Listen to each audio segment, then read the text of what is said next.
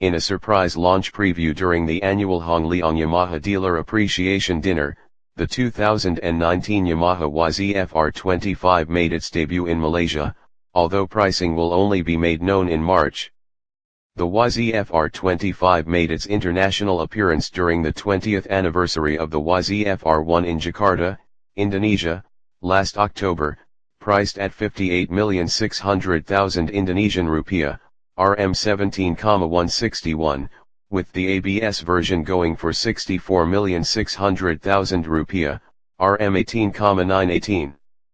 Clad in all-new aerodynamic bodywork, the YZF-R25 more closely resembles the YZF-R1 and YZF-R6, which Yamaha claims raises the top speed of the R25 by 8 km per hour.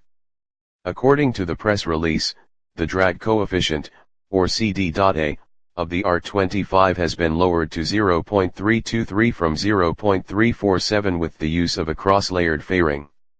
The R25's power plant stays the same, a parallel twin, liquid-cooled mill producing 35.5 HP at 12,000 RPM and 22.6 nanometers of torque at 10,000 RPM, fed by EFI. Gears are also the same, with 6 cogs in the box and chain final drive. Suspension on the 2019 R25 has been upgraded, now coming with upside-down front forks and preload adjustable monoshock in the rear. LED lighting is used for the headlights which mimic the units on the YZF-R1, and inside the cockpit is an updated LCD instrument panel with adjustable shift timing light.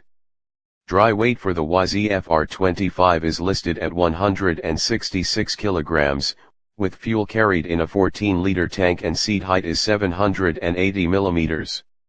While the Indonesian market gets both ABS and non-ABS models of the R25, there is no word as to which version, or both, will be brought into the Malaysia market.